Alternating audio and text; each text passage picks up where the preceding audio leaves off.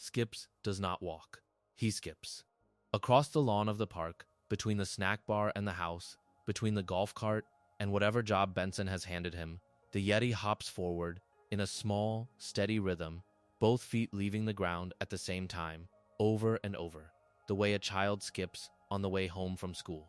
He is over 250 years old. He is the strongest person at the park and the calmest, the one who always has an answer, the one everybody turns to when the situation has stopped making sense. And he never simply walks anywhere. For years, the show lets you read this as a quirk, a funny thing the big quiet character does, a detail you notice once and then move past. It is not a quirk. It is a promise he made to a girl who has been dead for a very long time, and the show waits 5 seasons to tell you so. That is the thing about this series that almost nobody says out loud. Every character at this park has a behavior you have been reading as a personality. The slacking, the yelling, the jokes a grown man makes about his own mother, the silence, the calm. You have watched these people for 8 years, and you have learned to recognize each one by a single trait. The way you recognize a friend by the sound of their laugh. But not one of those traits is who the character actually is. Every single one of them is a wall. And behind every wall is the precise thing that person cannot stand to look at directly. The show built its entire cast this way, quietly, in episodes you remember as comedy, and once you see it, you cannot unsee it. This is Velvo. Get comfortable and let the lights stay low. This one goes deep, and it is going to take a while. Let us get into it. Start with the one who looks like the least serious character on the show, because he is the easiest place to see how the trick works. Rigby is a raccoon, voiced by William Salyers, and he is the laziest person at the park. That is the joke the show tells you about him from the first episode, and it keeps telling you for 8 seasons. He does not want to do the job. He does the bare minimum, and often less than that. He invents elaborate schemes to avoid tasks that would take 10 minutes to simply complete. He is the worst of the 2 friends at video games, the weaker of the 2 in every physical sense, and the show makes a whole episode out of how weak he is. It is called One Pull-Up, and the premise is exactly what it sounds like. Rigby has to perform a single pull-up to pass a mandatory fitness test and keep his job, and he cannot do it. He cannot do one. The episode treats this as comedy, and it is funny, and the audience laughs, and almost nobody stops to ask the question the episode is quietly built around, which is this. What kind of person organizes his entire life so that he never has to find out how much he can lift? Here is the gap. Rigby presents himself as someone who does not care. He does not care about the job, does not care about being good at things, does not care what Benson thinks of him. That is the surface. But a person who genuinely did not care would simply fail at things and shrug. Rigby does not shrug. When he loses, he is destroyed by it. When his younger brother shows up, the contrast is so sharp, it becomes the whole episode. The brother is named Don, and Don is taller than Rigby, stronger than Rigby, more successful than Rigby, more liked than Rigby, and so warm and open that strangers assume Don is the older brother and Rigby the younger one. Don hugs people. Don asks for affection openly, in front of everyone, without embarrassment. And Rigby cannot stand him. The episode plays the rivalry for laughs, but watch what it is actually showing you. Rigby is not angry at Don for being a bad brother. Don is a wonderful brother. Rigby is angry at Don for being the living proof of everything Rigby could have been and is not. Don is what happens when you let yourself be measured, and you measure up. Rigby has spent his life making sure he never gets measured at all. That is the real meaning of the laziness. And it is not laziness. It is a defense. Think about what it actually protects him from. If you never try, you can never fail. If you refuse to take the test can never tell you the thing you are most afraid to hear, which is that you tried your hardest and it was not enough. Rigby has built a personality entirely out of refusing the test. The slacking is not the absence of effort. It is a very specific kind of effort. The constant labor of staying small enough that nobody, including himself, ever gets to find out his actual size. And the show knows this, because the show knows what he is most afraid of, and it puts it right at the center of his arc. Rigby never finished high school. The other characters reference it as a running joke, a quick laugh at his expense, and Rigby is sensitive about it in a way that is funnier than it has any right to be. But in the final stretch of the series, the show stops laughing and makes him go back. There is an episode, late, where Rigby has to return to high school and actually finish, and another, Rigby's graduation day special, where he finally gets his diploma. Think about what that means inside the story the show has been telling. For 7 seasons, Rigby is the one who would not be measured. And then, near the end, the show makes him sit in a classroom and submit to exactly the measurement he has spent his whole life avoiding, and he passes. That is not a small thing. That is a man finally consenting to find out his size, and discovering he is bigger than he let himself believe. But the test was never really the deepest fear. The deepest fear is the one the finale confirms, and it is about Mordecai. Rigby and Mordecai have been best friends since childhood. They are the same age, and for most of the series they are stuck at the same place in life. Two 23-year-olds slacking off at a park, and as long as they are both stuck, neither of them is being left behind. But Mordecai is the responsible one. Mordecai is the one who reads more, thinks more, wants more, the one the boss trusts, the one who could grow up if he chose to. And somewhere underneath all of Rigby's schemes to keep them both playing video games in the shed instead of becoming adults, there is a quiet terror that the show never states and never needs to.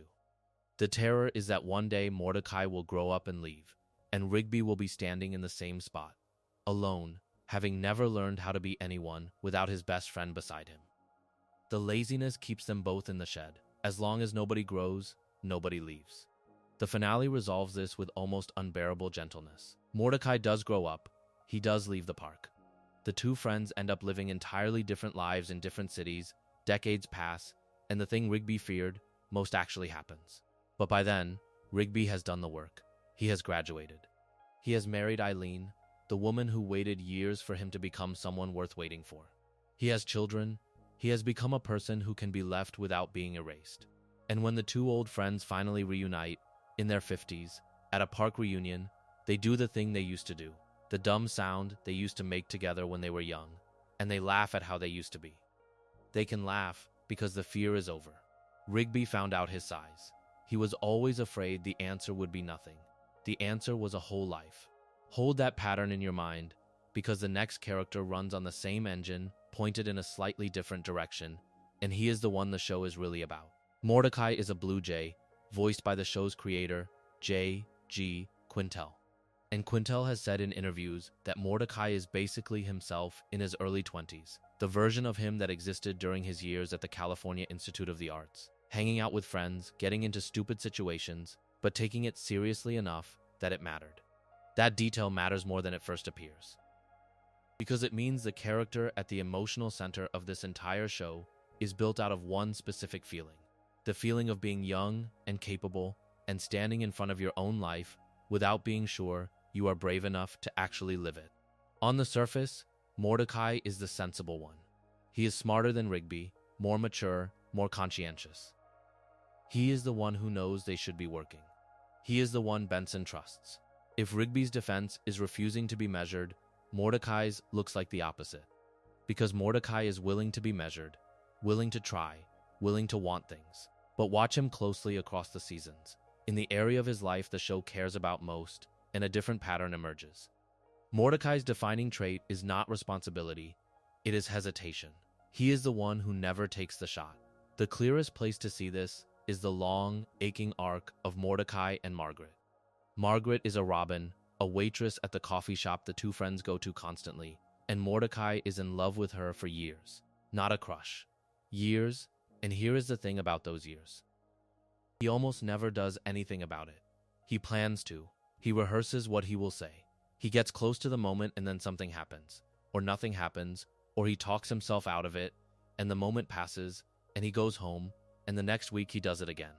The show makes whole episodes out of his near misses. The times he almost tells her. The times he writes the message and does not send it. The times he stands at the edge of saying the true thing and steps back. The comedy of it is the comedy of recognition. Everyone watching has stood at that same edge. But comedy is the surface. Underneath is a person who wants something badly and is more afraid of reaching for it and being wrong than he is of never having it at all. Then the show does something quietly devastating. It gives him a second chance, in the form of a different character entirely. Sija and Mordecai cannot fully take that one either, because he is still holding the unfinished feeling about Margaret. and so he carries the old hesitation into the new relationship, and it poisons it from inside. This comes to a head at, of all places, a wedding. The episode is Dumped at the Altar, the season 6 finale, the day Muscle Man finally marries Starla. And Mordecai, in the middle of someone else's wedding, in front of everyone, hijacks the moment to work through his own feelings out loud and tries to break up with CJ in front of the entire crowd, and the whole thing collapses. CJ asks him, in effect, whether she is the one, whether his soulmate is in that room, and when he answers, he says he does not know, and he does not point toward her, and she sees that, and she leaves. The relationship ends not because Mordecai does the wrong thing, but because, at the one moment that demanded a clear choice, he could not make one. Again, the shot was right there. Again, he did not take it. And here is where the show tells you the truth about him. In the finale, in a single image that almost slides past. Decades later, in the epilogue that shows what becomes of everyone, Mordecai has quit the park and become a painter, an artist. And the show shows you his paintings, and they are of women, and the women have the faces of Margaret and CJ. He never ends up with either of them. The show's own creators have confirmed he never reconciles with either one, but he paints them for the rest of his life. Think about what that actually is. The two relationships he could not commit to, the two shots he could not take, become the permanent subject of his art. He turns the things he could not hold into the things he makes. That is not a happy detail dressed up as a sad one. That is a man who found the only way he was ever going to be able to keep them, which was to stop reaching for the real thing and render it instead, at a safe distance, on a canvas, where it cannot leave because it was never really there. And then, in the same epilogue, the show gives him the ending that explains the whole character. Mordecai meets someone new, a bat. The show describes her, in its own materials, as the first person in the entire series Mordecai does not seem to feel awkward around. Sit with that for a second, because it is the key to everything. For 8 seasons, the defining quality of Mordecai in love is awkwardness, the stiffness of a person performing a version of himself, managing how he is being seen. Never quite at ease, never quite landing. The relationship that finally works is the one where that stops. He marries the person he does not have to perform for. The hesitation was never about the women. It was about the gap between who he was and who he was trying to appear to be. And it closes only when he finds someone in front of whom that gap does not exist. He does not need to take the perfect shot anymore. He just gets to be there. Before we move on, if you are enjoying this analysis, please consider subscribing. It helps the channel tremendously. If Mordecai is the man who could not reach for what he wanted, the next character is the man who reaches for everything by force, all the time, at maximum volume. And the show spends one entire episode showing you exactly where he learned to do that and why it has cost him everything soft in his life. Benson is a gumball machine. That sentence is funny, and the show wants it to be funny, and it never once explains it. He is a living gumball machine. His full name is Benson Dunwoody, and he is the manager of the park, which makes him the boss of Mordecai and Rigby and everyone else except Pops. He is voiced by Sam Marin, and there is a small fact here that turns out to matter. Marin voices 3 of the main characters, Benson, Pops, and Muscle Man, and he uses an invented voice for 2 of them, but Benson is the one he plays in his own natural speaking voice. Of all the characters, the angry one is the one closest to a real person just talking. When you hear Benson, you are hearing the least disguised voice in the show. Keep that in mind, because Benson's entire problem is a disguise. The trait everyone knows about Benson is the rage. He yells, he turns red, the gumballs inside his glass dome flushing crimson. And he threatens to fire Mordecai and Rigby in nearly every episode, and the threat is so constant, it becomes a kind of weather, a thing that is simply always happening in the background of the park. The show plays it for laughs, and it is funny, the sheer disproportion of it. A man losing his entire mind over a cart left in the wrong place. And because it is always there, you stop asking where it comes from. The yelling becomes Benson, the way the skipping becomes Skips, a defining trait that hides the thing it grew out of. Then the show tells you where it came from, in an episode called Think Positive, and it is one of the most quietly sad pieces of backstory in the entire series. The setup is comedic. Pops, who outranks Benson when the owner is away, gets upset by how much Benson yells and orders him to stop. and Benson tries. He holds the anger in, and holding it in nearly destroys him, the pressure building until he is on the verge of detonating, and when Pops finally releases him and lets him yell again, Benson screams with such force that he physically deafens Mordecai and Rigby. The joke is so big, it became a real story behind the scenes. Marin yelled so hard recording that tirade that he gave himself a migraine and lost his voice. But buried inside that comedy is the line that explains the man. Benson was not always like this. As a boy, he was the quiet one. The quiet one in a loud, difficult family. And his father sat him down and taught him a lesson that he carried for the rest of his life. The lesson that the way to get anything you want in this world is to raise your voice. Stop and look at what that means. The rage is not Benson. The rage is a strategy.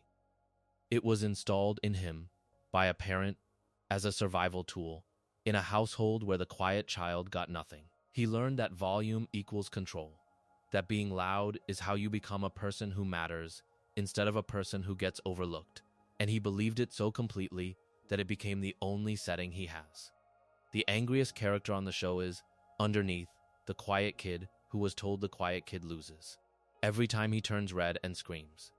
He is doing the thing his father taught him would keep him safe. And the tragedy the show builds, very patiently, over the whole series, is that the thing his father taught him does not actually work. It does not get him the thing he wants. Because what Benson wants, when you watch closely, is not control. It is connection. And volume is precisely the wrong tool for that.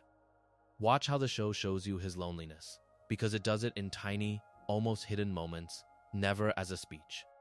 There is a quick visual gag, a couple of seconds, where Benson is at his computer looking at a web page full of other gumball machines, and the joke is that he is browsing something like a dating site, looking for someone like him. It is on screen for 2 seconds and the show never mentions it, but it is the truest thing it ever shows about him. And then there is the pattern of his relationships, which is one long, quiet catalog of loss. A girlfriend in a deleted scene who left him for a businessman. Audrey, his neighbor, who he dates and loses.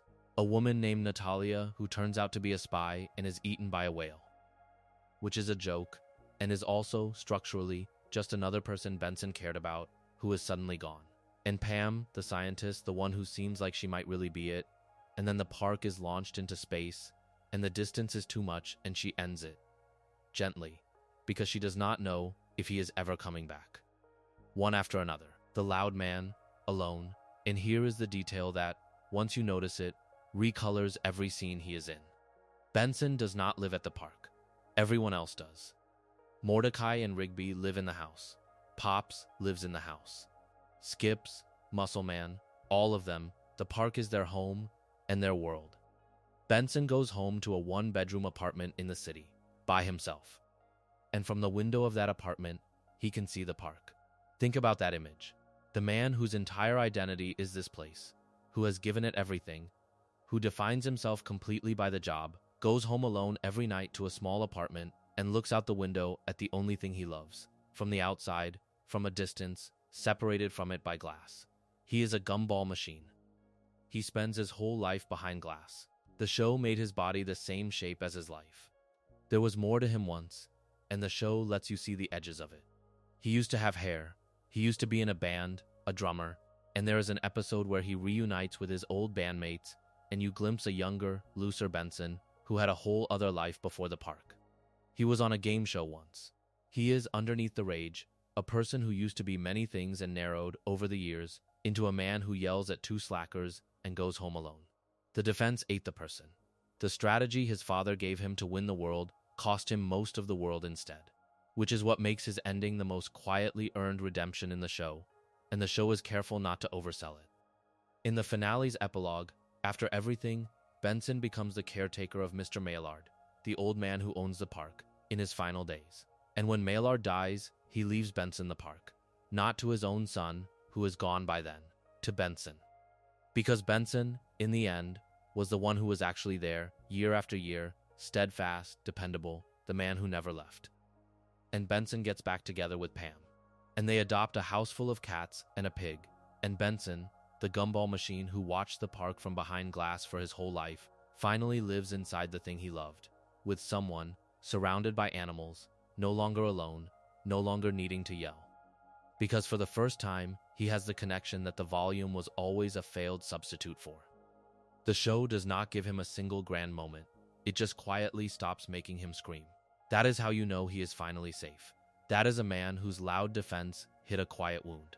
The next character runs the same trick, but louder still, and the wound underneath it is not loss. It is the fear that the real version of him is not lovable at all. Muscle Man is a green man. His real name is Mitchell Sorenstein, and almost nobody ever calls him that, including, in a sense himself. He is also voiced by Sam Marin, the same actor who plays Benson and Pops, which means one performer is carrying three of the show's most damaged men at once. Muscle Man works at the park with his best friend, High Five Ghost, and for the early seasons he functions mainly as an obstacle.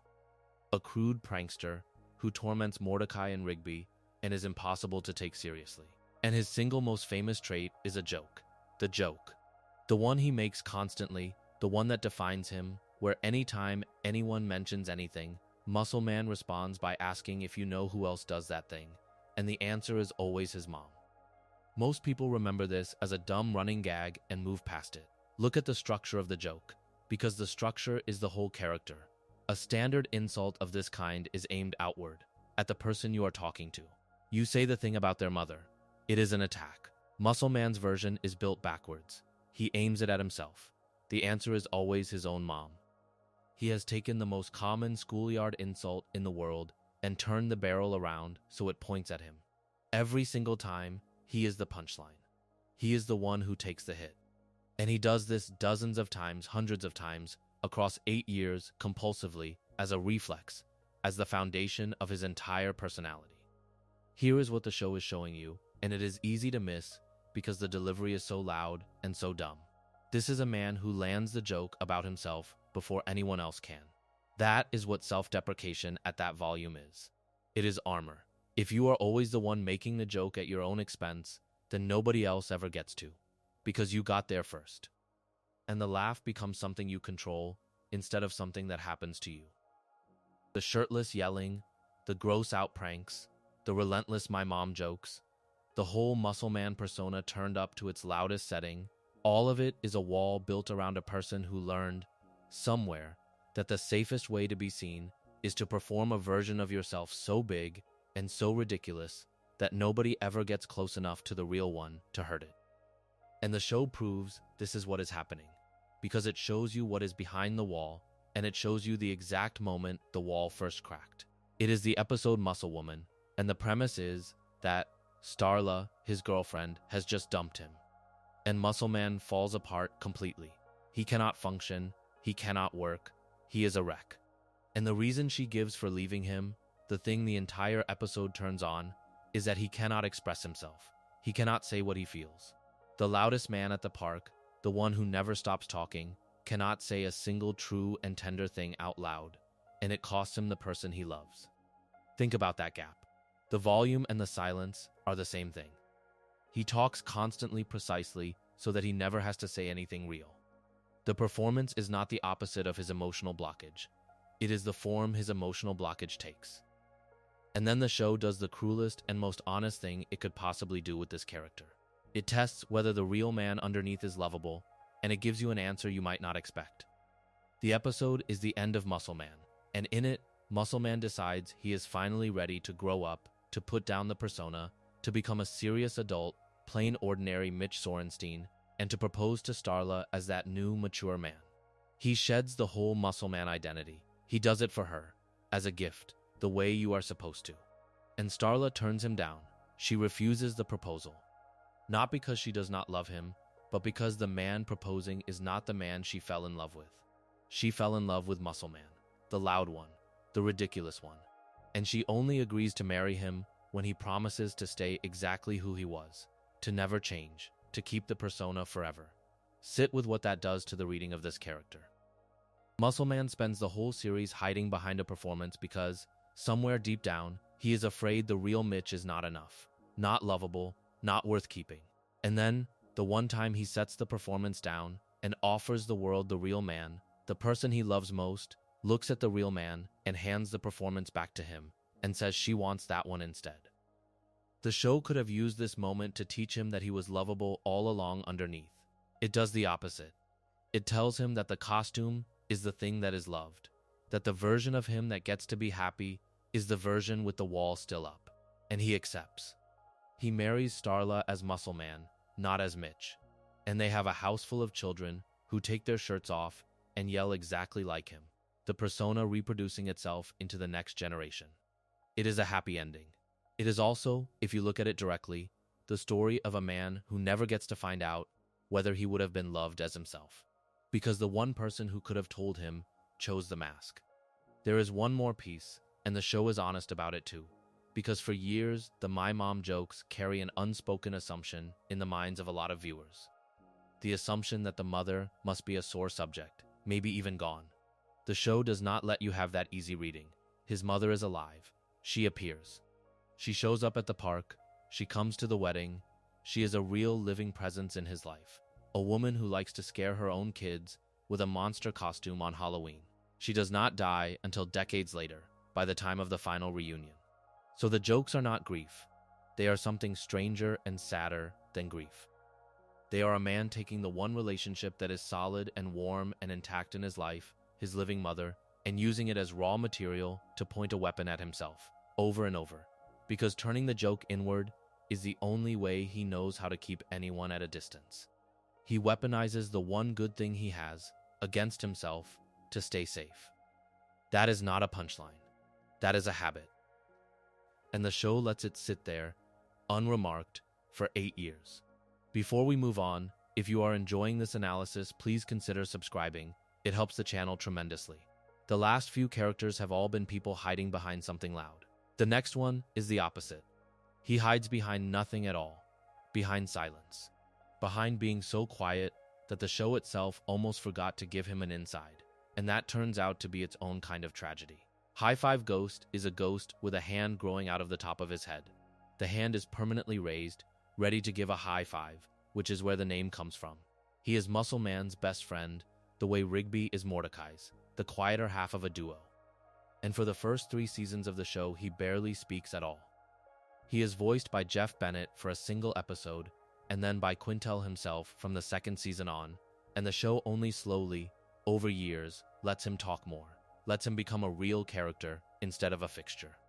There is a critic's word for what he is in the structure of the show, and it is unkind but accurate.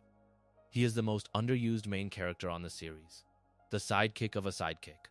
The one the writers kept around but rarely built an episode around. Skip's got his backstory. Benson got his. Muscle Man got his. High Five Ghost spent most of the show in the background of someone else's scene. And the show at one point makes a joke that is also the saddest possible description of him.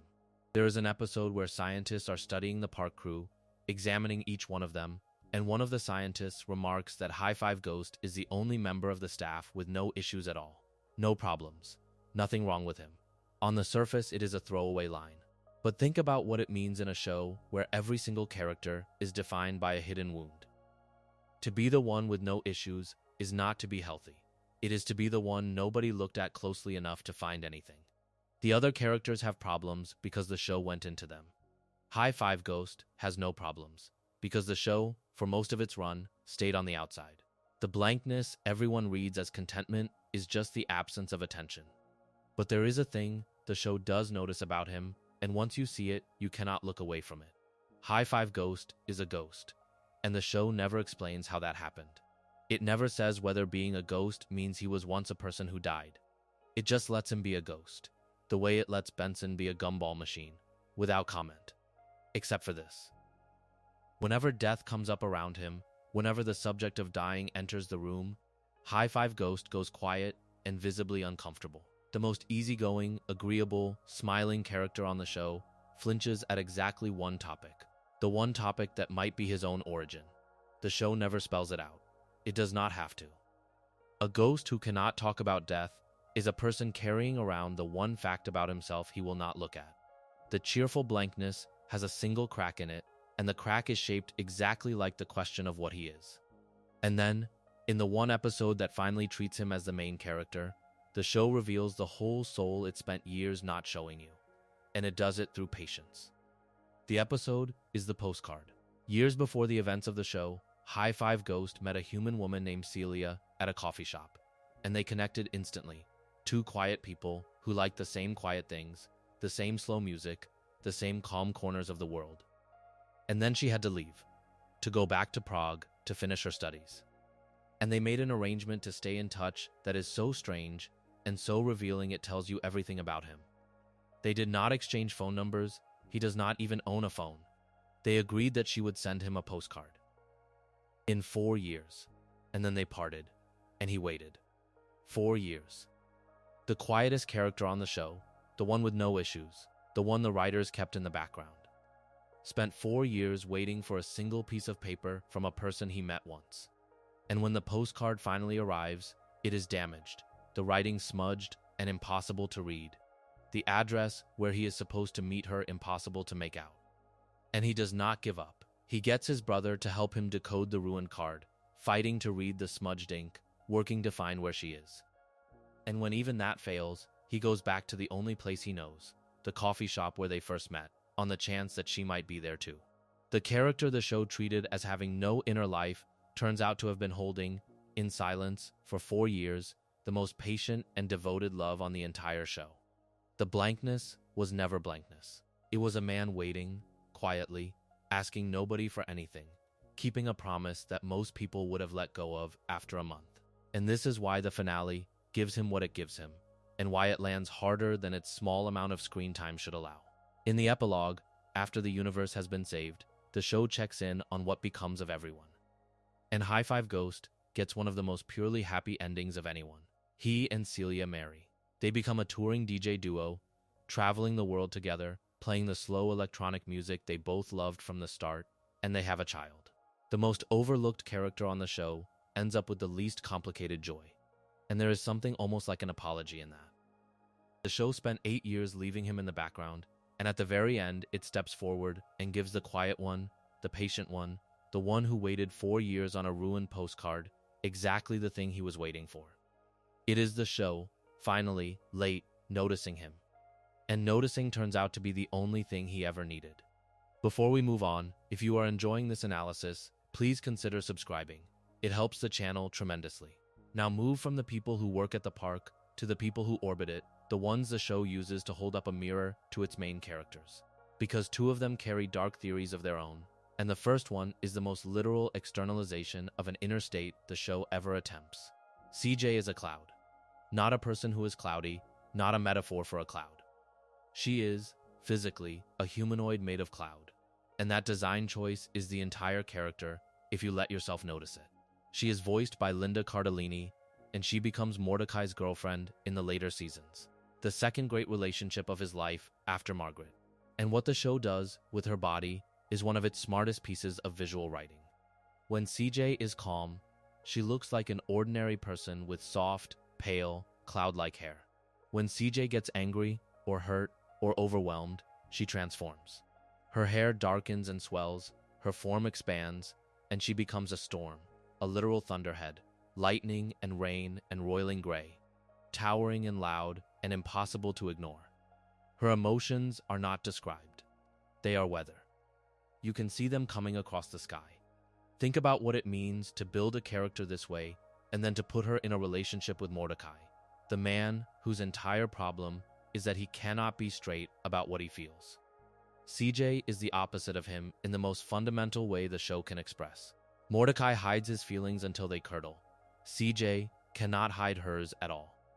They are written on her body, in the sky, in real time, for everyone to see. And the show treats this, at times, as a problem with her. As her being too reactive, too much, too quick to storm. But turn it around. CJ is not too emotional. She is simply unable to do the thing that Mordecai does compulsively, which is to suppress. Her so-called overreactions are just her feelings made visible, the same feelings everyone has, the same feelings Mordecai has, except that his stay hidden inside him doing quiet damage, while hers happen out loud in the open air. And here is the dark part, the part the show does not flinch from, even though it never says it directly. The relationship fails, and it fails at that wedding, and the immediate cause is CJ storming out when Mordecai cannot give her a straight answer about whether she is the one. The episode lets you read this, on a first watch, as CJ being too hasty, jumping to the worst conclusion before he can finish, assuming the worst and reacting.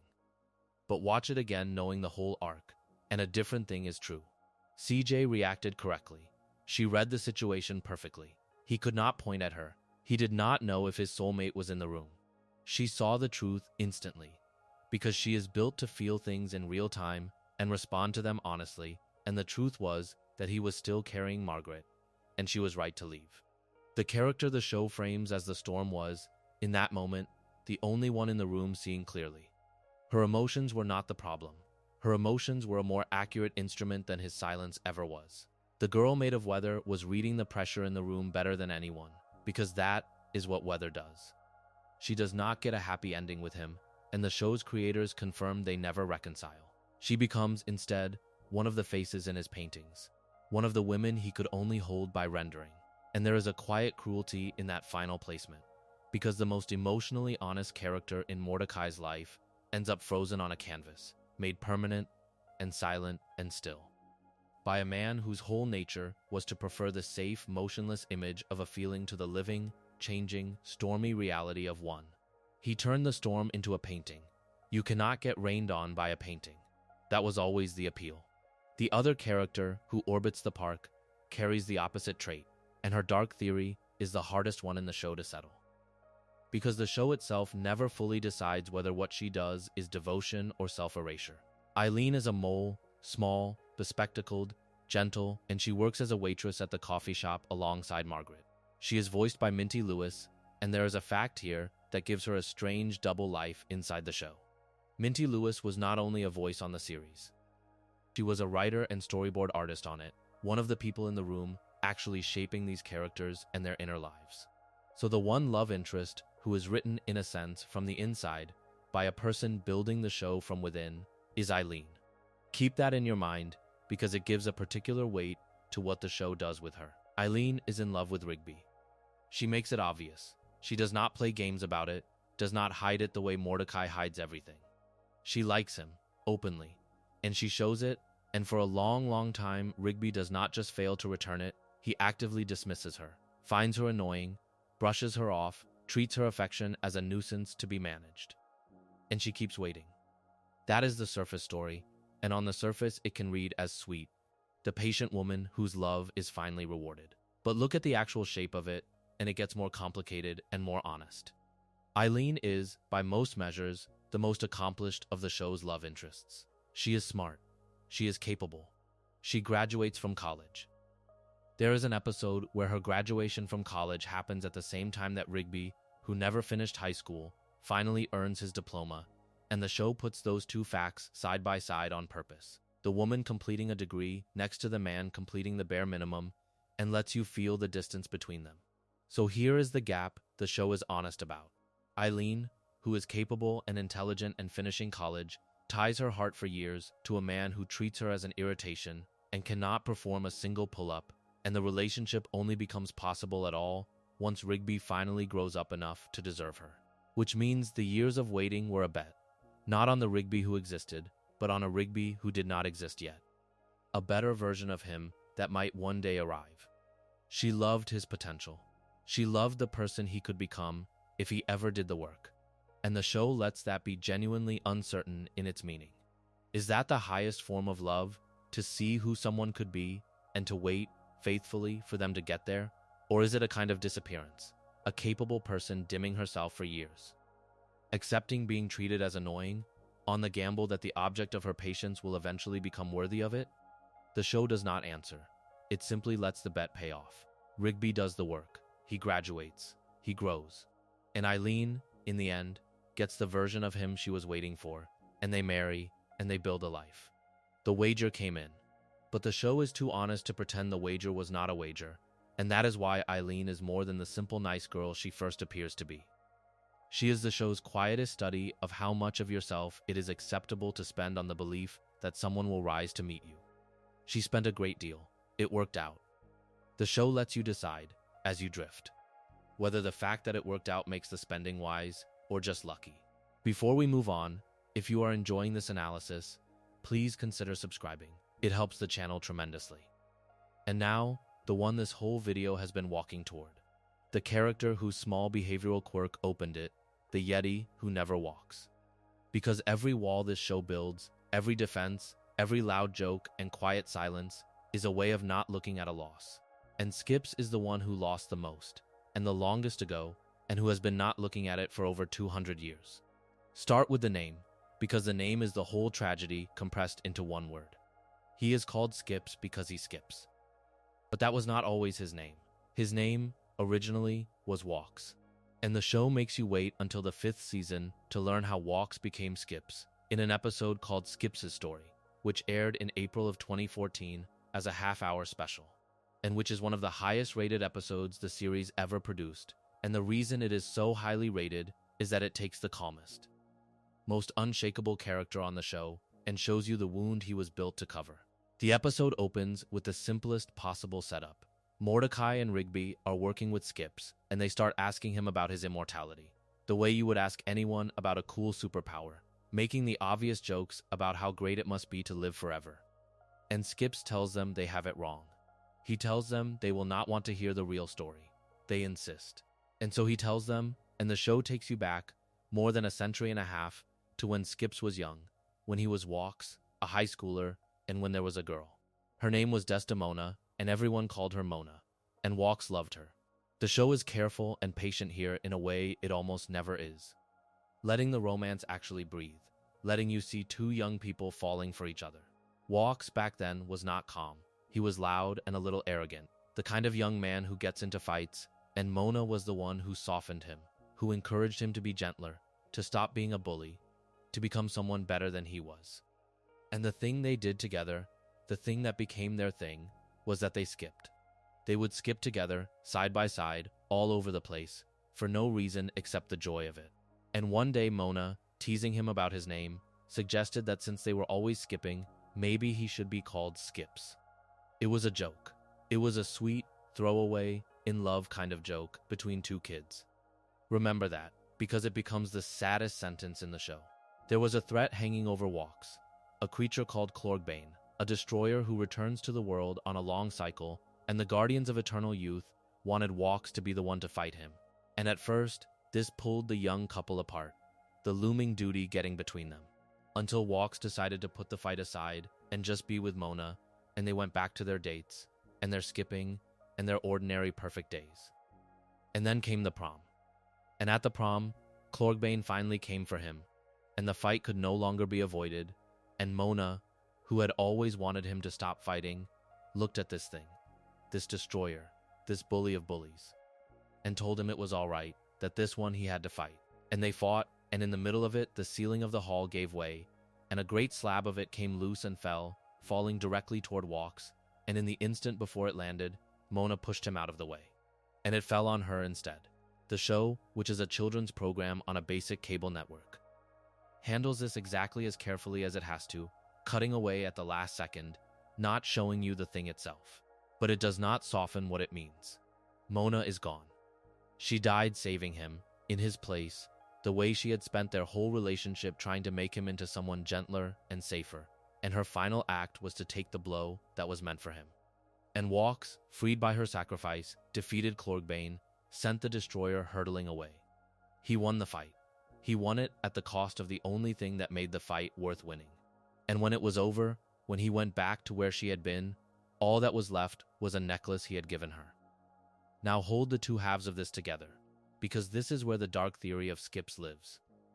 And it is the darkest in the show. After Mona's death, the Guardians offered Walks immortality, so that he could fight Clorgbane every time the creature returned, every 157 years, forever, and Walks accepted. And the show is quietly precise about why he accepted, and the reason is not heroism. He accepted because he had nothing left to lose. The love of his life was dead. There was no one left to grow old with, no future he was protecting, no reason to want a normal mortal span of years anymore. Immortality is supposed to be a gift, the thing everyone wishes for. The show shows you the truth, which is that he could only say yes to living forever, because the thing that would have made a finite life worth living had already been taken from him.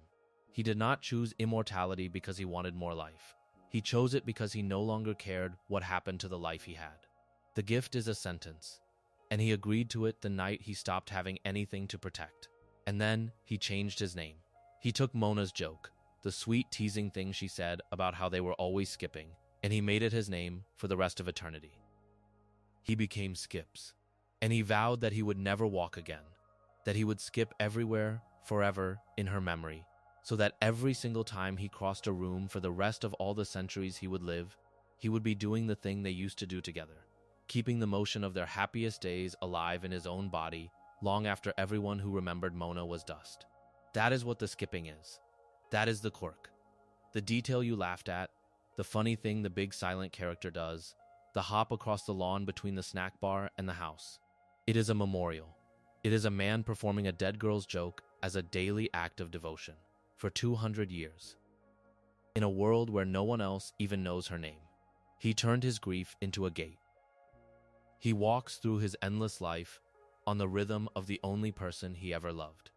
And now consider what this does to every other scene Skips is in. The calm, the wisdom, the unshakable steadiness, the answer for everything, the way the whole park leans on him when things fall apart. That is not serenity. Serenity is peace. What Skips has is something else. It is the stillness of a person who has already survived the worst thing that will ever happen to him, who has already lost everything he had to lose, and who has had over 2 centuries to make a kind of peace with carrying it. His calm is not the absence of pain. It is grief that has run so long and so deep that it has worn itself smooth. Grief that has nowhere left to go. Settled into the bedrock of him. The reason he can be steady when everyone else is panicking is that nothing that happens at the park can touch the thing that actually broke him. Because the thing that broke him happened 150 years before any of them were born. He is the safe harbor because he has already weathered the storm that none of them can imagine. The most dependable man on the show is the most heartbroken one, and the 2 facts are the same fact. The episode ends the way it has to end. Skips finishes telling the story, and Mordecai and Rigby are in tears, undone by it, and Mordecai gently leads Rigby away to give the old Yeti a moment alone. And Skips, by himself, reaches into the necklace, the one she left behind, and opens it. And it is a locket, and inside is a picture of the 2 of them, Walks and Mona, young, together, before any of it. And he looks at it, and he sheds a single tear. And then he puts it away, and he goes back to work. That is the whole of him, in one gesture. The grief, held in the hand, looked at for a moment in private, and then folded back up and carried on, because the work is still there. And the centuries are still coming, and the only thing left to do with a loss that large is to keep skipping. Before we move on, if you are enjoying this analysis, please consider subscribing. It helps the channel tremendously. There is one more figure who moves through the edges of this show, and he is the one every other character is technically running from, which makes it strange that he keeps getting invited to the party. Death, in regular show, is a person. He rides a motorcycle, he speaks with a thick accent, he has the long pale face you would expect, dressed in black leather like an aging rock star, and his job is exactly what his name says. He comes to collect souls. In the episode Over the Top, Skips accidentally kills Rigby in an arm wrestling match, and then has to wrestle Death himself to win Rigby back. And Death makes plain that the soul he would most like to claim is the immortal one belonging to Skips. In another episode, Death rides up on his motorcycle to take Muscle Man's soul after a reckless stunt, and agrees to spare him only if Mordecai and Rigby will babysit Death's own demonic child for the night. He is, by definition, the thing standing at the end of every road, the appointment none of these characters can cancel, the one wall that cannot finally be kept up. In a show where every single person has built a defense against some buried loss, Death is the loss itself, walking around in boots. And here is the strange and quietly beautiful thing the show does with him. It keeps inviting him to things. Death shows up to help the crew, not just to harvest them. He fights on their side in the enormous battle of Exit 9B, standing shoulder to shoulder with the park against a far greater threat. He comes to the party they throw to cheer up Pops. He is invited to Muscle Man's wedding as a guest, welcome on the list. And at the very end of the series, when the universe itself is at stake, Death is there, fighting alongside the people he has spent the whole show trying to take. Think about what that means inside the pattern this video has been tracing. Every character in this show has spent 8 years not looking at an ending. Mordecai not looking at the love he might fail at. Rigby not looking at the friend who might leave. Benson not looking at the man underneath the yelling. Muscleman not looking at the self he is afraid is not enough. Skips not looking, except for one tear a century, at the girl he lost. All of them, in their different ways, organizing their lives around the avoidance of a loss. And the show takes the literal personification of loss, the actual end that all of that avoidance is built against, and instead of making him a monster to be escaped, it makes him a guest to be welcomed. It seats death at the wedding. It pours him a drink. That is not a small choice for a children's program to make. It is the show's whole philosophy hiding in plain sight. You cannot outrun the ending. Skips has been fighting his version of it for 2 centuries, and it is still coming for him. High Five Ghost may already be standing on the other side of it. Mona crossed it. Mr. Maillard will cross it. The end comes for everyone at this park, eventually, without exception. And the show knows that. And so the wisest thing it can imagine doing is to stop pretending otherwise and to bring the ending inside, to make it part of the gang, to let the thing everyone fears sit down at the table and be, for one strange evening, just another person at the party.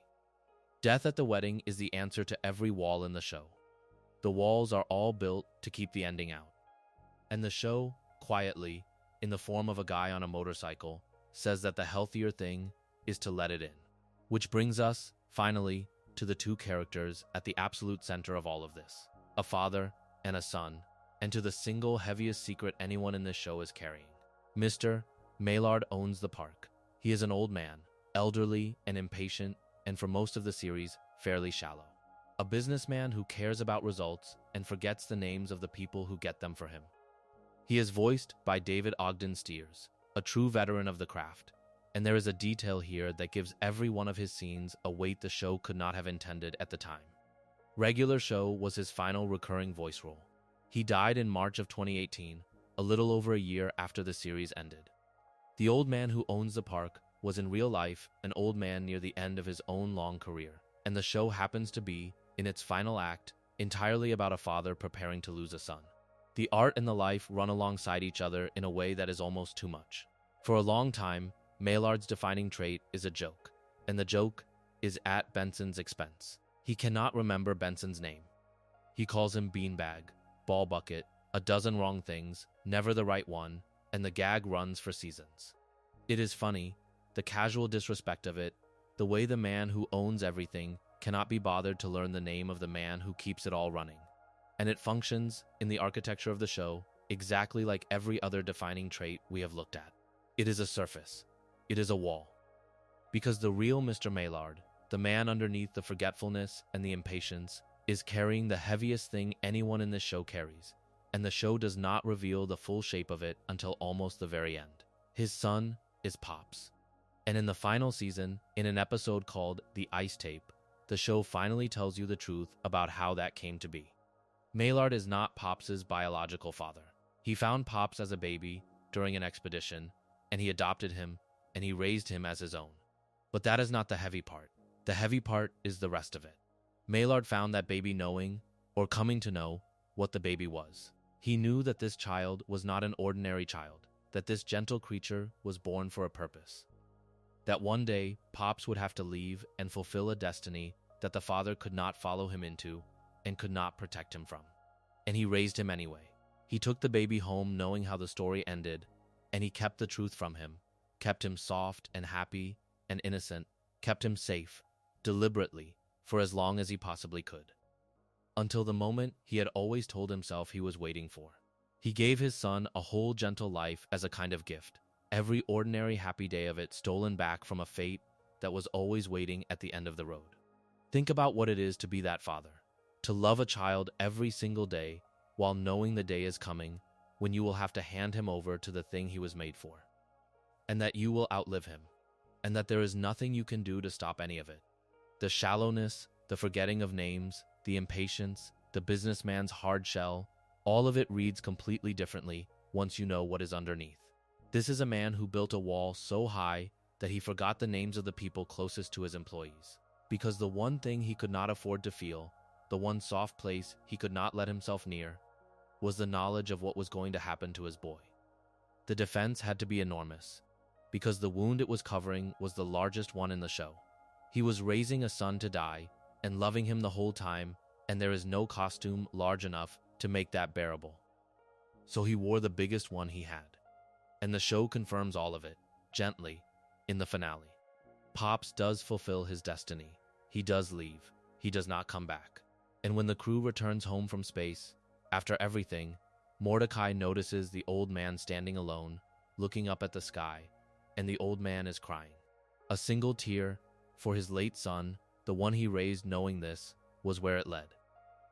And then, in the time that passes before the final reunion, Maillard dies too, and the crew puts up a statue of him, right next to the statue of Pops, the father beside the son at last, the two of them together in stone in the middle of the park, having both, in the end, given everything. He spent his whole life hiding from the loss of his son. And then the loss came, exactly as he always knew it would, and he wept at the sky, and he did not last much longer. He was the father who raised a child to be sacrificed, and in the end, he died of it, quietly, the way he had hidden it, off to the side, looking up. Before we move on, if you are enjoying this analysis, please consider subscribing. It helps the channel tremendously. And now, Pops himself, the son, the one this whole video, this whole show, has been walking toward from the very first frame. Because Pops is the character who breaks the pattern, the one whose dark theory is not another wall, but the absence of one, and understanding why he has no wall is the thing that explains everything else. Pops is a man with a head shaped like a lollipop. He is gentle and innocent and almost unbearably kind. He is delighted by small things, by butterflies, by good weather, by his friends being happy.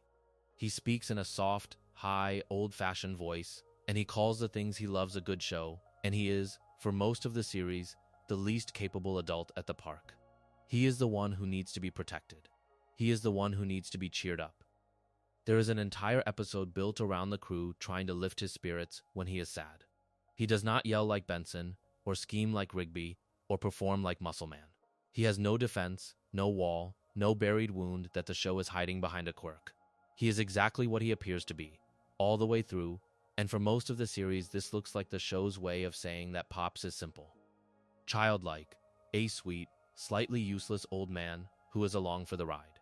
And then, across the final 2 seasons, the show reveals what Pops actually is, and it reframes the entire series. His name is not really Pops. His name is Megachronus, and he is, the show tells you, the perfect creation of an entire planet. A world called Lollyland that spent its whole existence evolving toward the moment it could produce him. He was born for a single purpose. There is another being, his opposite, his twin, called Anti-Pops, created at the same time to be his perfect inverse. A force of destruction to balance Pops' force of good. And the two of them are fated to fight, to decide the fate of the universe itself, in a battle that determines whether existence continues or ends. The gentle old man who chases butterflies and needs to be cheered up is, secretly, the load-bearing pillar of all reality, the one being standing between the universe and its annihilation. But here is the part that turns the whole thing dark, and the show lays it out plainly when the crew reaches Lollyland and sees the ancient record of what has come before. This is not the first time. The battle between Pops and Anti-Pops has happened before. It has happened many times, across many incarnations of the universe, and the show shows you the tapestries of those previous battles. And in them you can see figures who look like the park crew, fighting alongside Pops in lives that came before this one. And every single one of those battles ended the same way. A stalemate. Neither brother able to land the final blow. And every stalemate ended the universe, and reset it and began the whole thing over again, the two of them locked in the same fight. Forever. Across an unimaginable number of resets. Which means that Pops, in some sense, has died countless times, has fought this fight and lost it and had everything erased and been born again to do it all over, again and again, without end, and never once knew it. The sweetest creature in existence has been trapped in the longest and most hopeless cycle of violence imaginable. And his innocence is partly the innocence of someone who has never been allowed to remember what keeps happening to him. So how does this cycle finally break? The show gives the answer through a figure called the seer, who tells Pops something that sounds, at first, like a small thing, almost a fortune cookie thing. The seer tells him, in effect, that sometimes the thing that changes everything is simply choosing to do something different. And Pops carries that with him into the final battle without quite knowing what it means. And here is the climax, and here is where the entire show pays off, and this is the part to slow all the way down for, because it is the most important thing the series ever does. Pops fights his brother, exactly as he has in every previous cycle, and it goes exactly as it always goes. They are evenly matched. Neither can finish it. The universe begins to come apart at the seams, reality itself starting to dissolve, the show's own animation breaking down around them, and it is heading, once again, toward the stalemate, toward the reset, toward the endless repetition of the same doomed fight. And in that moment, Pops finally understands what the seer meant. He understands that every previous version of himself tried to win the fight by fighting harder, and that it never worked, and that the only thing he has never tried in countless lifetimes, the one different thing, is to stop. So he stops. In the middle of the battle that decides everything, the gentlest being in the universe looks at his brother, his opposite, the force of destruction he was made to defeat, and instead of throwing the final punch, he opens his arms. He embraces him. He calls him his brother. He chooses, at the cost of his own life, to meet violence with love. And he carries the two of them, himself and his twin, together into the sun. And it works. The cycle breaks. The universe is saved, not reset, but actually saved, for the first time in all of its incarnations, because someone finally chose to do the one thing none of his previous selves ever dared. Pops dies, and in dying that way, he ends the war forever, and brings back everyone anti-Pops had erased, and gives the entire universe a future it had never been allowed to have. Now hold that against everything this video has shown you, because this is the reframe that makes the whole show make sense. Why is Pops the only being in all of existence who can break a cycle of cosmic violence? Why him, the useless one, the one who needs protecting, the one with no power compared to Skip's strength or Anti-Pop's fury? The answer is the thesis of the entire series, and it is this. Pops is the only one who can do it because he is the only one who was never taught to do anything else. Look back at every character in this show. Benson was taught, by his father, to meet the world with his voice raised, to attack, to dominate, because the quiet child loses. Walks, before he was Skip's, was a young man who got into fights, who met threats with his fists, until grief hardened him further. Muscle Man learned to strike at himself before anyone else could land the blow. Every single character at this park learned a defense, learned to meet pain with a wall, learned, in their own way, to fight. That was the wound under every quirk. They were all taught, by loss, or by family, or by fear, that the way to survive is to harden, to protect, to never simply open your arms. Pops was never taught that. That is what his innocence is. Maillard raised him sheltered from every hard thing, kept him gentle, kept him soft, kept him from ever learning the lesson that everyone else in the show learned the hard way. And so when the entire universe came down to a single choice, the choice between fighting harder and doing something different, Pops was the one being in all of reality who had never learned to choose the fight. The innocence that made him seem useless, the gentleness that made him need protecting, the childlike quality that the whole show treated as a sweet limitation, turned out to be the rarest and most powerful thing in existence, because it was the one quality that could end a war that strength never could. He saved everything, not by being the strongest, but by being the only one who never learned to look at love and meet it with anything but love. The avoidance that defined everyone else, the walls, the defenses, the hardening against the world, was the one thing Pops was never given. And that absence is exactly why he was the key to the universe. The show puts the final word on this in the statue, and it is the gentlest possible choice. After Pops dies, saving all of existence, the crew erects a statue of him in the middle of the park, and they write something on the plaque. And what they choose to write does not mention the universe. It does not mention the battle, or the sacrifice, or the cosmic destiny, or the fact that he held up all of reality. The plaque remembers him for chasing butterflies. The being who saved everything, is memorialized for the gentlest, smallest, most childlike thing he ever did. Because the people who loved him understood that the gentleness was not separate from the heroism. The gentleness was the heroism. Chasing butterflies and saving the universe were, in the end, the same act, performed by the same soul, the one soul soft enough to do either. And the very last thing the show ever shows you is Pops, somewhere beyond all of it, in whatever comes after, watching his friends. He has a tape, and on the tape is their life, the whole show, all of it. And he watches them grow old and find love and have children and build the futures his death bought for them. And he is happy. He watches the people he died for live, and it is enough for him, more than enough, because Pops never wanted anything in his entire existence except for everyone to be happy. That was the whole of him, from the first frame to the last. And when the tape ends, he looks at it the way a person looks at something they love, and he calls it what he always called the things he loved. A good show. He died to give them their lives, and now he gets to watch those lives unfold, and the watching makes him glad. And that gladness, that simple wish for everyone to be okay, was the most powerful force in the universe the entire time. It just took until the end of everything for the universe to find out. Before we move on, if you are enjoying this analysis, please consider subscribing. It helps the channel tremendously. That is the center of the show, the father and the son, and the choice to open your arms.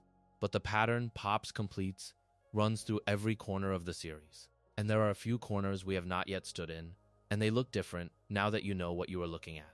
Start with the one person in the early seasons who does the thing Pops does, in a smaller and more human key, long before the universe is on the line. The one who chooses to leave. Margaret is a Robin, voiced by Janie Haddad, and she works at the coffee shop with Eileen. And for the first several seasons, she is the great unfinished love of Mordecai's life. That is how the show frames her, and that is how most people remember her, as a romantic subplot, the girl Mordecai cannot quite reach. But Margaret has a life of her own running underneath the romance, and once you notice it, she becomes the most quietly important supporting character in the show. Because she is the only young person in the early seasons who does the one thing none of the park crew can do. Here is what the show tells you about her, in pieces, across those seasons. Her father is a man named Frank, a famous news reporter who flies a helicopter around the city chasing down stories, and Margaret adores him, and she wants to be like him. She is in community college, working, and she is working towards something specific. She wants to transfer to a real university, study journalism, and build the kind of career her father has. And she does the work. She studies. She applies herself toward a dream school, a place called Milton University, out of state, far from the park, far from the coffee shop, far from the comfortable orbit she has been living in. And then it happens. She gets in. The episode is Stake Me Amadeus, the season 4 finale, and it is built, structurally, as the mirror image of every Mordecai hesitation we have already talked about. For once, Mordecai is not hesitating. He has finally worked up the courage. He plans a real dinner, a real moment, and he is going to ask Margaret to officially be his girlfriend, to make it real, to take the shot at last. And he takes it. And Margaret, in tears, tells him she cannot, because she has been accepted to her dream college, and it is far away, and she is going. She bursts into tears, and she tells him that what they have is the first thing in her life that felt like it could really go somewhere, and that she has to leave it anyway, and she runs out of the restaurant. And the episode ends with Mordecai on the roof of the park, and Rigby beside him, trying to comfort him, the two of them sitting in the wreckage of the one time Mordecai did everything right, and it still did not work. That is the surface, and on the surface, it is Mordecai's tragedy, the girl who got away. But look at it from Margaret's side, which the show invites you to do if you are paying attention, because the camera stays on her devastation, not just his. Margaret did not want to leave. She loved him. The show is explicit that this was sorrow for her, not relief, that she wept doing it, that walking away cost her something real. And she did it anyway. She chose the future over the comfort. She chose growth over the warm, safe, unchanging orbit of the park and the coffee shop and the boys she loved. She chose, in her early 20s, to do the single hardest thing in the entire world of this show, which is to grow up on purpose, early, before life forces it on you, and to leave a place that loves you, because staying would mean becoming smaller than you could be. And think about who that makes her, set against everyone else in the show.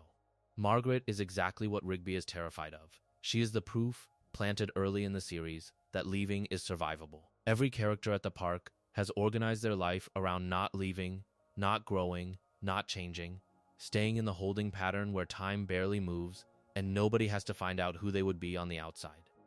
Margaret looked at that same comfortable trap, the trap the whole show is built inside of, and she walked out of it, on purpose, in tears, towards something better. And the show, quietly, rewards her for it. She comes back, seasons later, and she has done it. She transferred, she got her degree, she became a real news reporter, on television, just like her father. And after the series ends, the show's writers confirmed that she kept going, traveling the world, building the career she chose, while staying in touch with the friends she left behind. The girl who got away from more than Mordecai. She got away from the park. She is the one person who saw the holding pattern for what it was and chose her own life instead, and the show lets her win, quietly in the background, where almost nobody is looking. There is one moment that seals it, in the episode right after she leaves, called Laundry Woes. Mordecai cannot let go. He finds a sweater she left behind, and he uses it as an excuse, an anchor, a reason to drive all the way to her college and see her again, to pull the past back into the present, to undo the leaving. And at the end of the episode, after everything, Mordecai stands over a trash can, holding the sweater, and he lets it go. He throws it away. He chooses, for once, to stop reaching backward. It is a small moment, and it is played quietly, and it is one of the most grown-up things he does in the early seasons, and the reason he is able to do it is Margaret. She left first. She showed him it could be done. The whole long arc of Mordecai, slowly learning to grow up, begins with the girl who grew up before he did, and had the courage to walk out the door. The next thing we have not named directly is the relationship the entire show is actually about, and it is not a romance at all. Strip away the love interests for a moment. Margaret leaves. CJ leaves. The romances fail, or resolve late, or resolve off to the side. The relationship that is on screen in nearly every single episode, from the first frame to the last. The one the show is truly built around is the friendship between Mordecai and Rigby. They have been best friends since childhood. They live together, work together, fail together, scheme together, and the show's signature image is the two of them, side by side, doing something stupid and saying the same dumb, triumphant sound at the same time. A sound they have been making together since they were kids. That sound is the show. Two voices, in unison, delighted by something pointless, completely in sync. It is the sound of a friendship that has been running so long that the two people inside it have become a single rhythm. And here is the dark theory of that friendship, the one the show spends 8 years quietly working through. For most of the series, the friendship is not only the best thing in their lives, it is also the trap.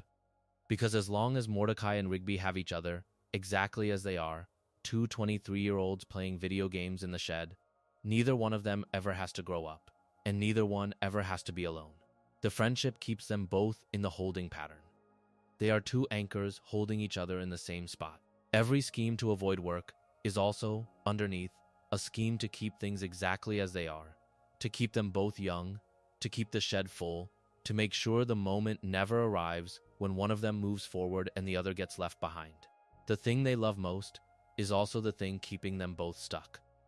And they both know it, somewhere, which is why the deepest fear in the whole show, the one under Rigby's laziness, is the fear that one day this will end, that one of them will grow up and walk out the door the way Margaret did, and the rhythm will break, and the unison will stop, and they will be two separate people instead of one shared sound. What makes the show quietly profound is that it refuses to pretend this fear is unfounded. It does happen. Mordecai does grow up. He does leave the park. The friendship does get tested by the exact thing it was always afraid of, which is both people becoming adults with separate lives. They end up living in different places, doing different things, no longer side by side. No longer making the sound together every day. The trap in the end has to be sprung. They have to risk the one bond that defines them both in order for either of them to become anyone at all. And the show's final, gentle answer, the thing it has been building to from the beginning, is that the friendship survives. It survives the growing up. Decades later, at the park reunion, in their 50s now, with whole separate lives behind them, Mordecai and Rigby find each other again, and they talk about Pops, and they talk about how immature they used to be, and then they do the thing. They make the sound. The same dumb, triumphant unison they made as children, two old men now, in on the joke of their entire shared past. And they laugh at it, and the laugh is the whole point. The friendship did not have to stay frozen to survive.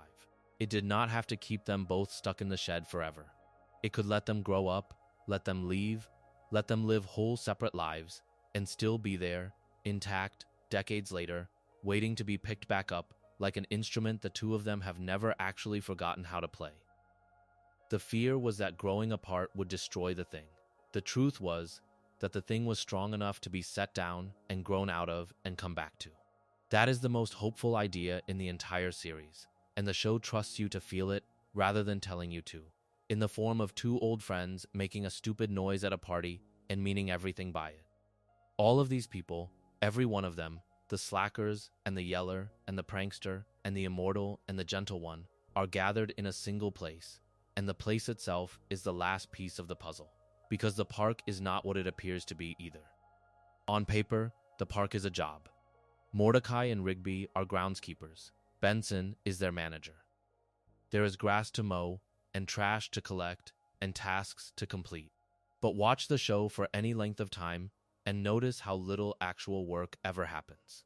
The job is not really a job. It is a frame, a setting, an excuse for everyone to be in the same place. Almost nothing gets groundskept. The mowing is forgotten the moment a more interesting distraction appears. The park is a workplace in the way a waiting room is a workplace, which is to say it is a place where people are technically present and technically occupied, and where in truth nothing is moving forward at all. Because the park is a holding pattern. Think about how time works inside it. Mordecai and Rigby are 23 years old. They are 23 for years. The show runs for the better part of a decade, and these characters stay, almost entirely, in the same place in their lives the whole time. Two young men who have not grown up, working a job that is not a job, living in a house that sits on the grounds of the workplace, so that there is no boundary at all between where they work and where they sleep, between their job and their home, between the holding pattern and the rest of life. There is no rest of life. For most of the cast, the park is the entire world. They live where they work, and they work where they live. And the days repeat, and the seasons repeat, and time barely moves, and that is not an accident of a cartoon's loose continuity. It is the deepest truth about the place. The park is where people go to not move forward. And here is where the supernatural finally makes sense, because the strangest structural fact about this show is the one nobody questions, which is that a quiet little park staffed by slackers is somehow the constant epicenter of reality-threatening catastrophe. Nearly every episode, a small act of avoidance, a scheme to get out of work, a shortcut, a lazy choice, spirals out into something cosmic. A portal, a curse, a monster, the end of the universe. And you can read that as just the show's comic engine, the way it generates spectacle. But read it through everything this video has shown you, and it becomes something else. The chaos is the cost of the stasis.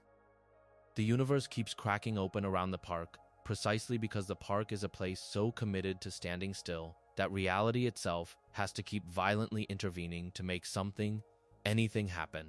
These people have organized their entire existence around not changing. And so change comes for them the only way it can, from outside through the ceiling, in the form of a demon or a portal or a doomsday, because it cannot come from within, because within, everyone is frozen. The supernatural is what growth looks like when a group of people refuse to do it on their own.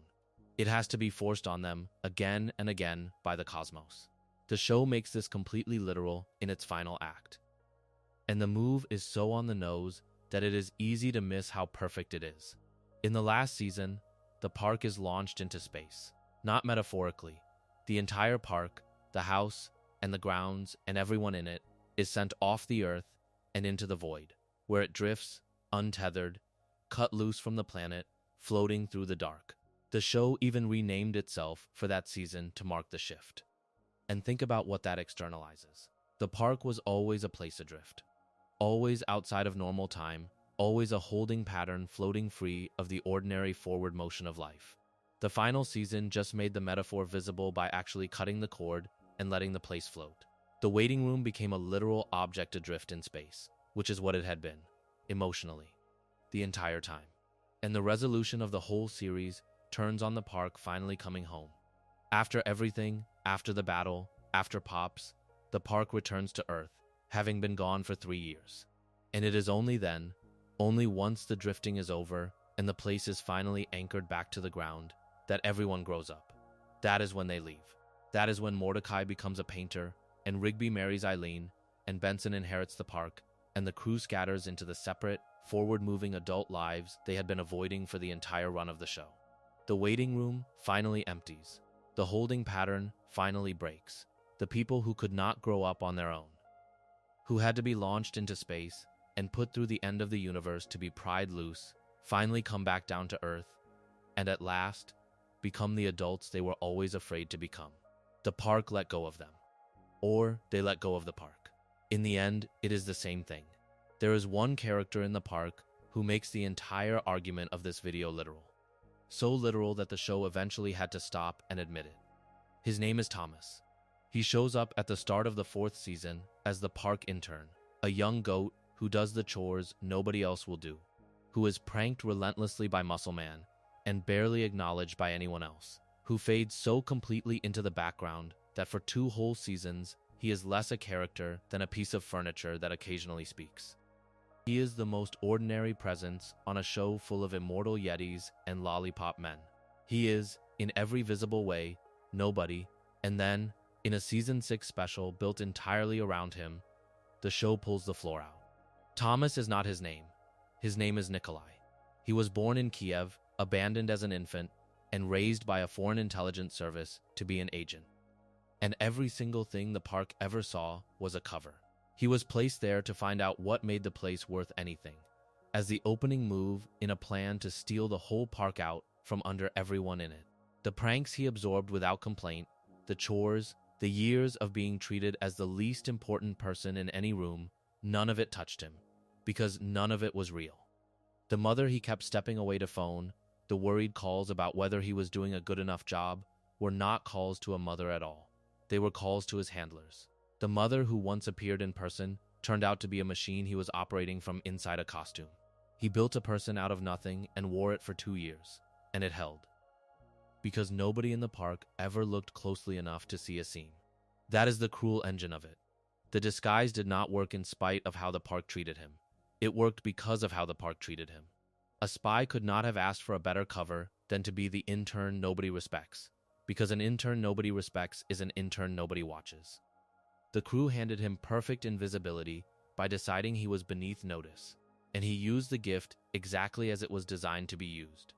The whole thesis of this show, that everyone is hiding a real self under a constructed one, and that the construction is most secure precisely when no one is paying enough attention to question it, is sitting right there, in a goat, in a polo shirt, for 2 years. And the show lets it sit there unspoken until it is ready to break your heart with it. Because here is what the reveal does. When the foreign plan turns from theft to slaughter, when Nikolai understands that the orders now include killing the people he spent 2 years pretending to befriend, the constructed self and the real self collapse into each other. And it turns out the constructed one was the truer of the two. He defects. He turns on his own handlers to save a crew that never once treated him as worth saving. He chooses the people who treated him as nothing over the country that made him into a weapon. And the choice costs him everything, because the moment he makes it, he has betrayed both sides and can never stop running from either.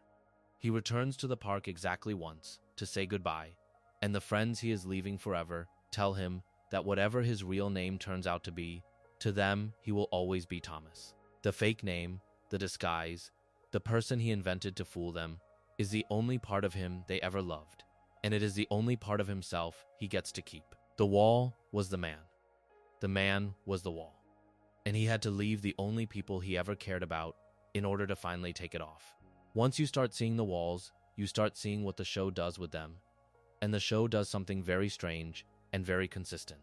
It takes the thing a character cannot face, and it builds that thing a body, and then it sends the body to attack the park. so that the feeling can be fought with fists instead of felt with a heart. The monsters in this show are almost never random.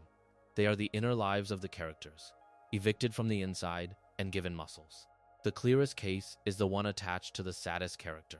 Skips carries 200 years of grief over a woman who died in front of him.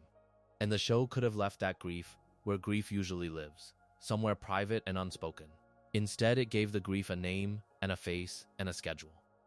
The thing that killed Mona was a brute called Clorgbane, the evil brother of the immortal guardians, a high school bully who grew into a destroyer, and the universe is arranged so that Clorgbane returns every 157 years and has to be beaten back, forever, on a clock. Read it plainly, and it is almost too pointed to be an accident. The worst thing that ever happened to Skips is not a memory he gets to leave in the past. It is a recurring monster, scheduled to come back again and again for the rest of an immortal life, and every time it returns, he has to pick up the same weapons and fight the same fight and survive the same loss all over again. That is what grief actually is. For a person who cannot die and therefore can never fully get away from it. It comes back on a cycle. You think you have put it down, and the calendar turns, and it is standing in the room again. And then the show does the thing that turns the metaphor into something almost unbearable. When Clorgbane returns in the present day, Skips cannot fight him. His hands are broken. The one man built and blessed and made immortal specifically to carry this fight is, at the crucial moment, physically unable to lift the weapons. So the grief that belongs to Skips falls instead onto Mordecai and Rigby, two slackers who have no stake in a 200-year-old tragedy they barely understand. And they are handed the ancient weapons and told to go. And the way they manage to wield a sacred relic against the embodiment of their friend's oldest wound is that the controls happen to work exactly like a video game the two of them play constantly.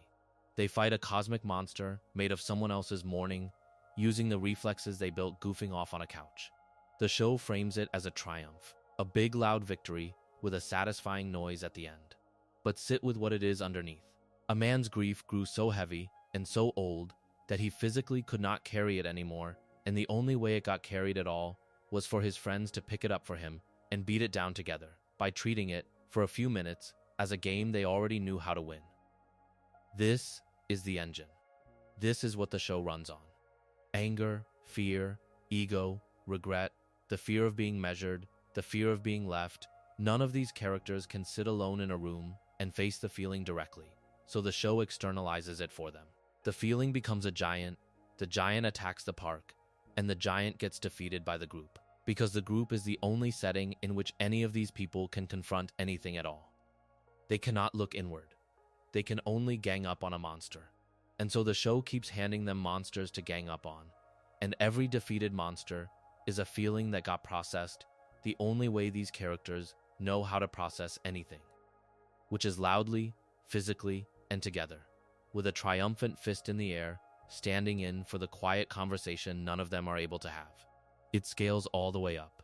The final enemy of the entire series, the cataclysmic being the whole show builds toward, is the twin of its gentlest character, his exact opposite, a destroyer wearing his own face. The last and largest monster the show ever produces is the buried dark half of the kindest soul in it, given a body and sent to end the universe. Even at the cosmic scale, the rule holds. The thing you cannot face becomes the thing you have to fight, and the only question the show ever really asks is whether you are going to keep fighting it the way it has always been fought, or finally try to do something else. Before we move on, if you are enjoying this analysis, please consider subscribing. It helps the channel tremendously. And that brings us to the darkest theory the show ever buried, which is not about any one character. It is about the shape of the whole universe they live in, and it is genuinely bleak in a way the show works very hard to keep you from noticing until the very end. When the park is finally launched into space, and the crew goes looking for the truth about Pops. They arrive at the planet he came from, and the locals show them ancient tapestries that lay out the whole story, and the story is this. Pops and his twin are not new. They have fought before.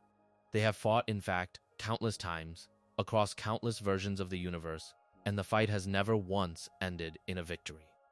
Every single time, the two brothers meet, and they fight, and the fight ends in a stalemate that destroys everything. The entire universe wiped clean, and then a new universe is born and grows, and eventually produces the two brothers again, who meet again, and fight again, and destroy everything again. It has happened over and over, without number.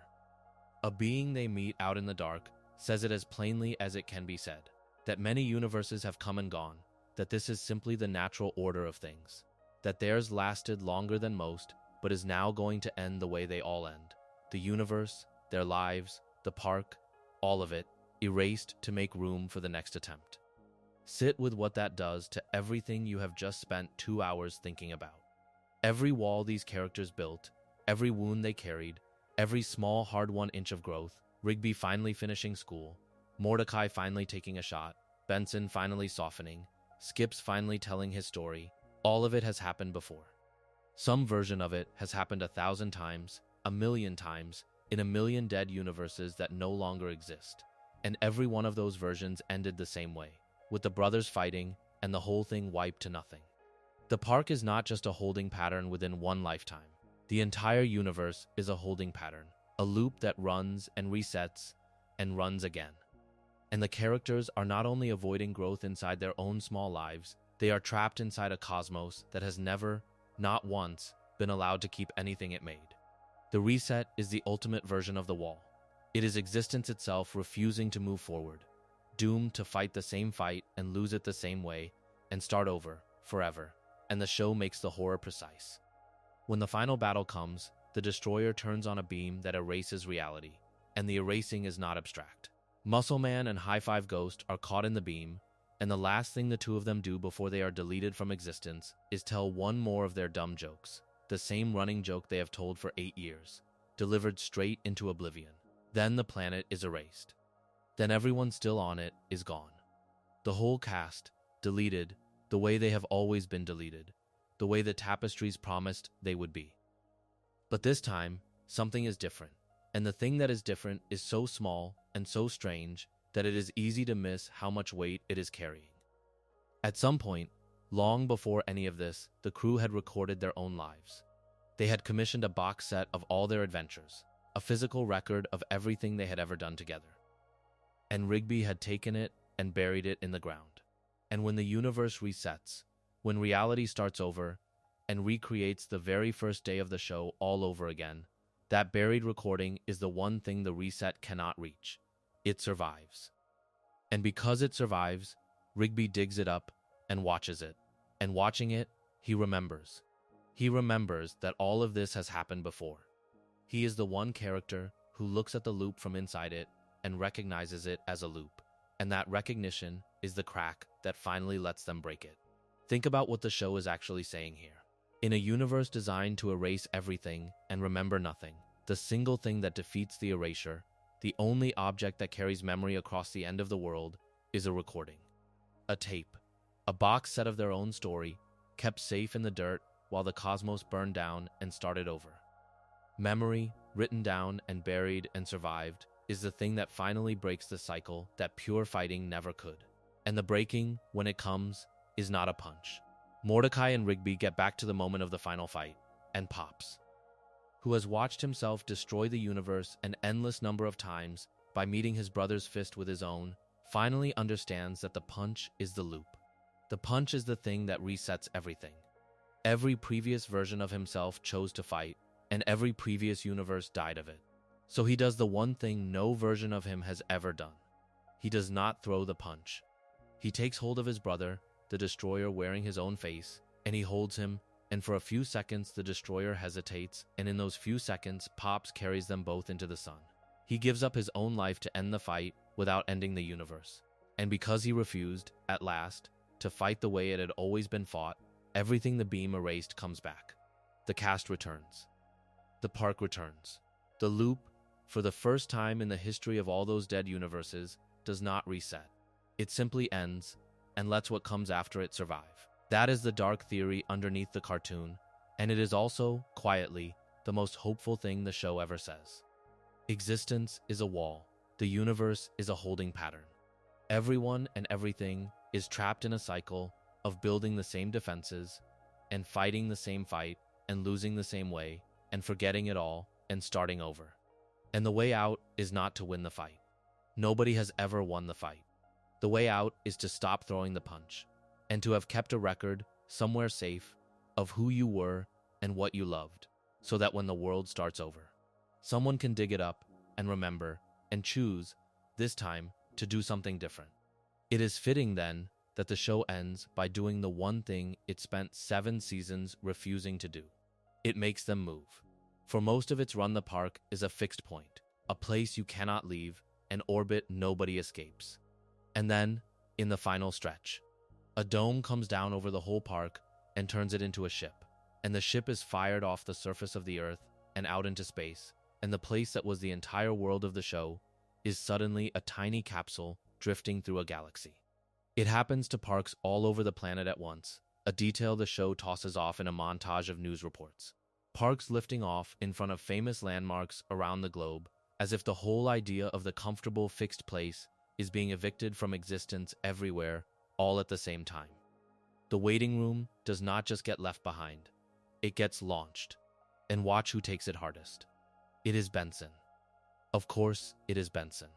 The man whose entire self is the job, whose identity is the park and the running of it, is the one who cannot stand being torn loose from it, who spends the early stretch of the space story furious and frightened and demanding to go home, insisting he never volunteered for any of this, that being flung into the unknown is not something he ever agreed to. One of the others explains him in a single quiet line, that he is simply afraid to try something new, and that is the whole of it. Benson built a life around one fixed place, because the fixed place was safe, because as long as the park existed and needed running, he knew exactly who he was and what he was for. Take the ground out from under him, and he has nothing left to organize his fear around, and so he rages. Because rage is the only tool his father ever handed him, and rage does not work on outer space. But here is the turn. He stays. After all the fury, after all the insistence that he does not belong out there, Benson has a change of heart and chooses to remain in space with the others. And the choice is presented as a small triumph, because it is won. The man who could not bear to leave the park learns that the thing he was actually afraid of losing was never the park. It was the people. As long as they are with him, he can survive being torn out of the only place he ever felt safe. The crew adapts to a life none of them chose. They learn to live in the capsule, to fight the things that come at them out of the dark, to make a home out of motion itself, and they stay out there, drifting and adapting and slowly changing for 3 full years. 3 years. Long enough that it is not a detour. Long enough that by the time the dome finally comes back down to Earth and settles into its old place in the city, the people inside it are not the people who left. The show took the holding pattern, the orbit, the safe fixed place, where nobody had to grow, and it physically destroyed the fixity of it. It pulled the park up by the roots and threw it into the void and forced every character who had been hiding inside the routine to live, for years, without the routine to hide behind. And it turns out that was the only thing that could ever have moved them. Not therapy, not insight, not a quiet realization on a slow afternoon. It took the literal end of the world and a 3-year exile through space to pry these people loose from the lawn they did not want to mow. The park had to stop being a place you could stay in before any of them could finally become people who had been somewhere. Before we move on, if you are enjoying this analysis, please consider subscribing. It helps the channel tremendously. Stand back far enough and the whole park resolves into a single picture. And the picture is almost systematic, as if the show had quietly assembled a complete collection of the ways a person can avoid looking at their own pain, one specimen of each, and set them all to work mowing the same lawn. There is the one who avoids by doing nothing, Rigby, who refuses to try so that he can never be measured and found wanting.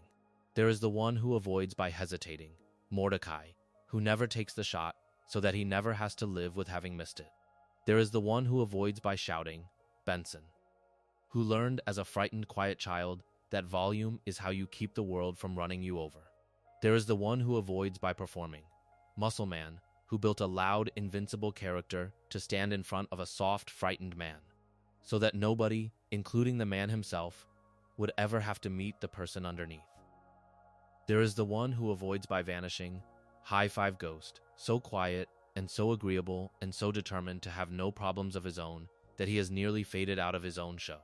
There is the one who avoids by enduring, Skips, who carries 2 centuries of loss by saying almost nothing about it and pouring all of it into a single repeated motion and a fight on a clock.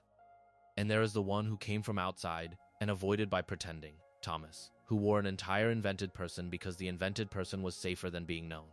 Lay them side by side, and they stop looking like a random group of coworkers and start looking like a chart. Doing nothing, hesitating, shouting, performing, vanishing, enduring, pretending. It is nearly the full range of how people hide from themselves, gathered in one small park, each one wearing a different costume over the same basic refusal, which is the refusal to turn around and look directly at the thing that hurts. None of them chose to be there for that reason, of course. They are there because it is a job, because it was what was available, because they drifted in and never drifted out. But the show put them together anyway, and in putting them together, it built something quietly complete, a working model of avoidance in all its forms, populated by characters so likable that you can watch them do it for 8 years and never once feel that you are watching a study of damage.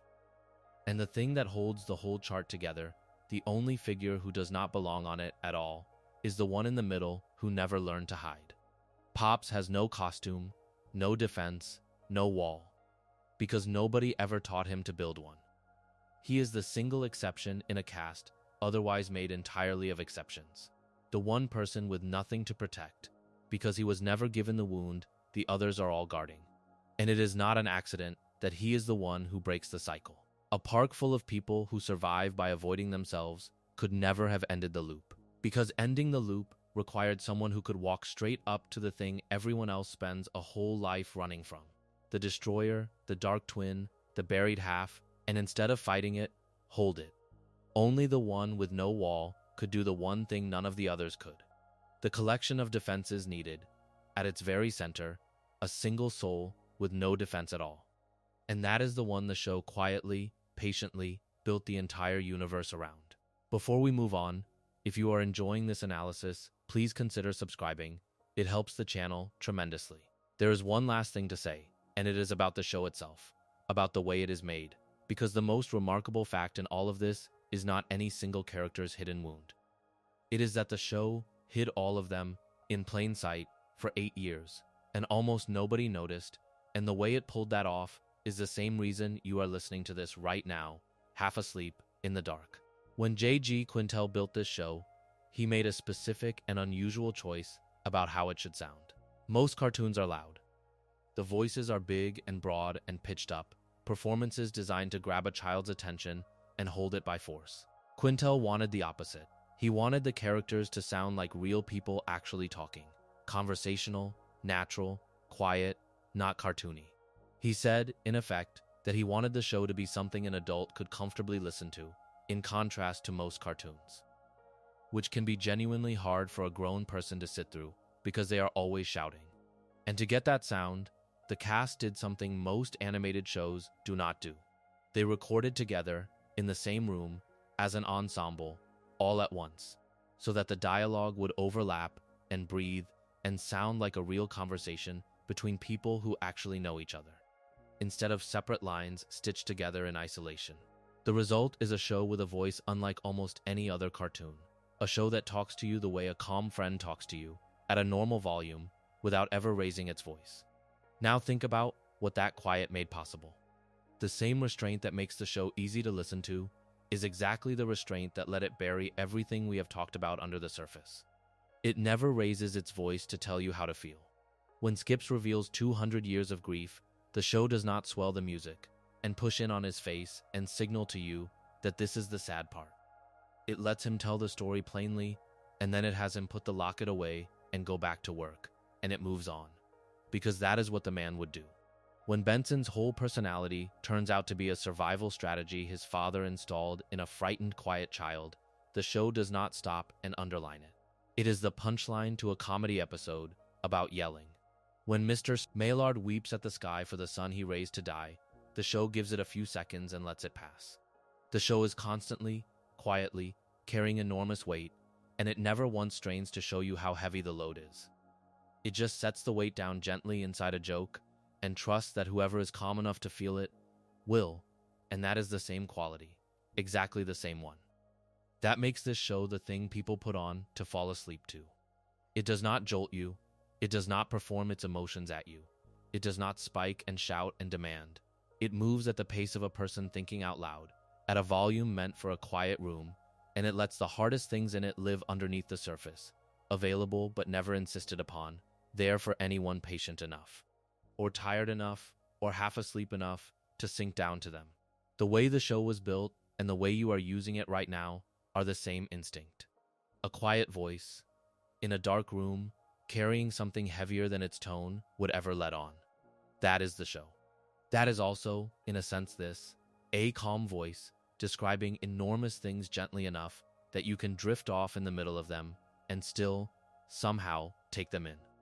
So the show that hid 2 centuries of mourning under a skipping gag, and a father's impossible love under a forgotten name, and a man's fear of being unlovable under a joke about his own mother, never once raised its voice to point at any of it. It simply let it all sit there, quietly, for 8 years, in plain sight, for anyone calm enough to notice. Most people watched it and laughed and never went looking. And the people who did go looking found a show that was, underneath the slacking and the surreal catastrophe and the dumb triumphant noises, one of the most patient and serious studies of how people survive their own pain that television ever quietly produced, dressed up as a cartoon about a blue jay and a raccoon who do not want to mow the lawn. So that is the dark theory behind every character in the park. Not one dark secret, but a room full of them, sitting quietly side by side.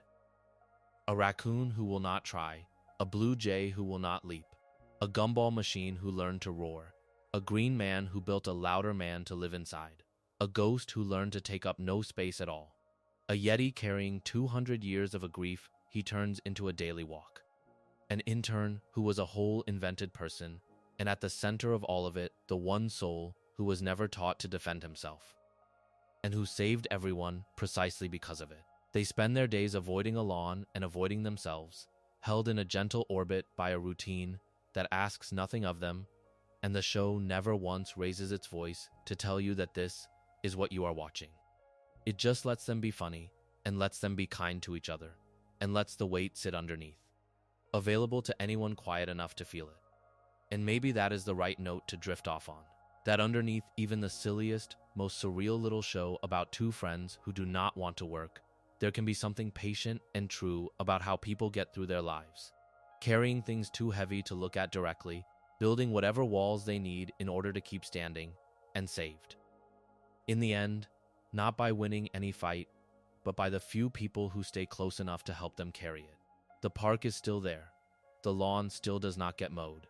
And somewhere, on a tape, the gentlest of them is still watching the rest, glad they are all right. If you enjoyed this video essay, make sure to subscribe. Thanks for watching, and I will see you in the next.